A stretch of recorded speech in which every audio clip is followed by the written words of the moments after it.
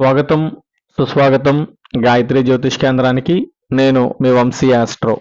శ్రీ వాల్మీకి విరచిత శ్రీమద్ రామాయణం అయోధ్యాకాండము 36వ సర్గ. సుమంత్రుడి మాటలు కైక మొండుపట్టు చూస్తున్నాడు దశరథుడు. సుమంత్రుని చూచి ఇలా అన్నాడు: ఓ సుమంత్ర, ఈ మూర్ఖురాలు ఎంత చెప్పినా వినదు. కాబట్టి రాముణ్ణి అరణ్యవాసమునకు ఏర్పాట్లు చెయ్యి. రామునికి రథము ఏర్పాటు చెయ్యి. రాముని వెంట వెళ్ళుటకు చతురంగ బలములతో సైన్యమును ఏర్పాటు చేయి. రాముని వెంట వాద్య విశేషములు నర్తకులను పంపించు.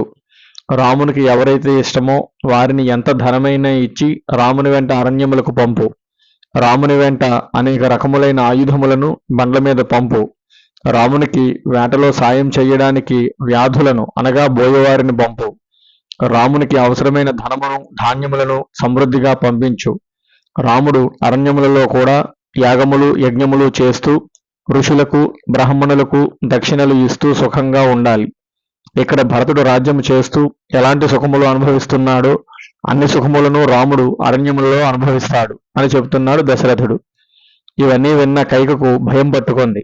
ఇవన్నీ ఉంటే రాముడు అడవుల్లో ఉన్నా ఒకటే, అయోధ్యలో ఉన్నా ఒకటే అనుకుంది.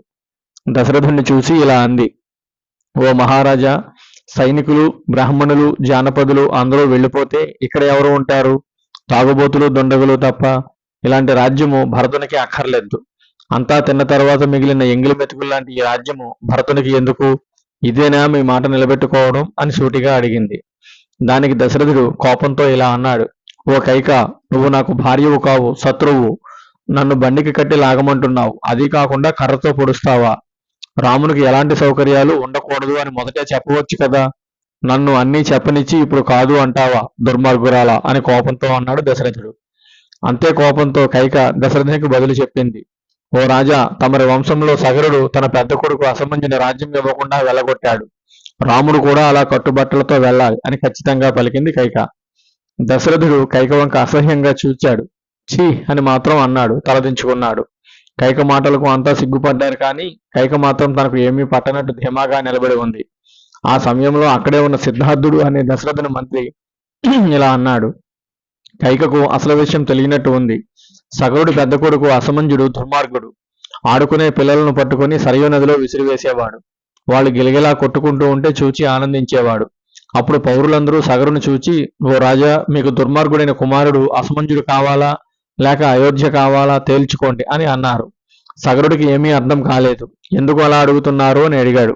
అప్పుడు ప్రజలు ఇలా చెప్పారు: ఓ రాజా, నీ కుమారుడు అసమంజుడు బుద్ధులేనివాడు, మూర్ఖుడు, క్రూరుడైన మీ కుమారుడు మా పిల్లలను సరయూ నదిలోకి విసిరేసి ఆనందిస్తున్నాడు.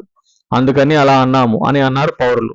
వెంటనే సగరుడు తన పెద్ద కుమారుడు అసమంజుని అతని భార్యను కట్టుబట్టలతో రాజ్యం నుండి వెళ్ళగొట్టాడు. కాబట్టి దుర్మార్గుడు దుష్టుడు క్రూరుడు అయిన అసమంజునికి రామునికి పోలిక. రాముడు ఏం తప్పు చేశాడని ఆయనను కట్టుబట్టలతో రాజ్యం నుండి వెళ్ళగొడుతున్నారు? చంద్రునిలో ఏ దోషము లేనట్టు రామునిలో మాకు గాని అయోధ్య పౌరులకు గాని ఏ దోషము కనబడటం లేదు. ధర్మాత్ముడైన రామునిలో ఏ దోషము ఉండటానికి అవకాశం లేదు. పోనీ మీ కళ్ళకు రామునిలో ఏ దోషమైనా కనబడితే అది అందరి ముందు స్పష్టంగా చెప్పండి. రామునిలో దోషము ఉన్నట్టు మీరు నిరూపించగలిగితే రాముణ్ణి అడవులకు పంపవచ్చు. అలా కాకుండా ఏ దోషము లేని ధర్మాన్ని పాటించే రాముణ్ణి అకారణంగా అడవులకు పంపడం అధర్మం, అక్రమం. అది ఈ అయోధ్యనే సర్వనాశనం చేస్తుంది.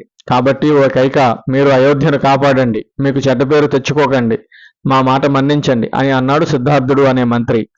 ఆ మాటలకు కైక ఏమీ బదులు చెప్పలేదు. మౌనంగా ఉన్న కైకను చూచి దశరథుడు ఇలా అన్నాడు: ఓ కైక, నీకు నిజంగానే బుద్ధి లేదు. లేకపోతే అంత విపులంగా నీ మేలుగోరి సిద్ధార్థుడు చెప్పిన మాటలను కూడా లెక్క చేయడం లేదు. ఇంక నీతో వాదించి లాభం లేదు. నేను కూడా నా రామునితో పాటు అరణ్యములకు పోతాను. నీవు నీ కుమారుడు సుఖంగా రాజ్యం ఏలుకోండి అని అక్కసుగా అన్నాడు దశరథుడు. ఇది వాల్మీకి విరచిత శ్రీమద్ రామాయణం అయోధ్యాకాండము 36వ సర్గ సంపూర్ణము. ఓం తత్సత్. ఓం తత్సత్. ఓం తత్సత్.